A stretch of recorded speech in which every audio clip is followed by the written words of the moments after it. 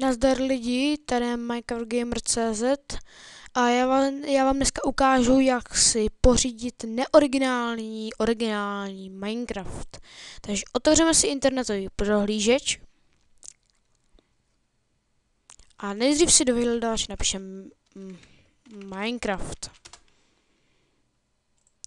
Tak, jste na Minecraft.net. Přihlásíte se, já se logoutnu ještě, dáte login.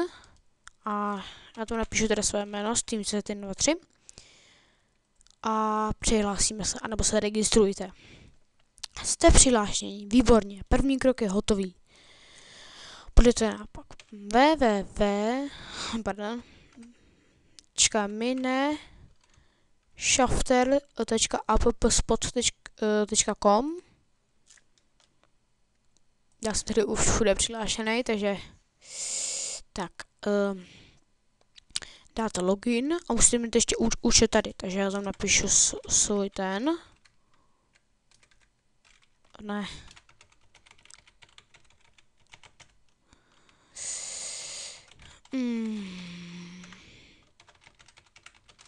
Kurník. To dobře napíšu. Tak, přihlásíte se a jste tam. Pak dáte setting, protože tady budete mít jméno, který máte na tom, na Google, dáte change a ten napíšete jméno a heslo, jak jste přihlášení na minecraft.net. Pak dáte connect a pak už to máte hotový. Tady máte skiny.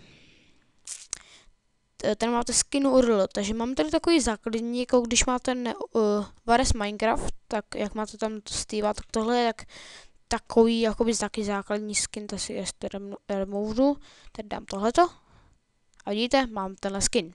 Pak je tady i cloak, URL a tak nějak. Tak a pak dáte downloads a stáhnete si tady to. Já už to mám, takže si to zavřu. Já jsem si to... Tak, stane se vám tady to Mineshafter proxy. Když to spustíte, chvilku počkáte a mělo by se vám spustit kurník shopa. Jo. Pardon. Jedno okno, tak. Spustí vám takovýto okno, jako když máte originál Minecraft. Co se stalo? Jednoduchý. Stačí se pak tady přihlásit, jak jste udělali když jsem na minecraft.net a dát login.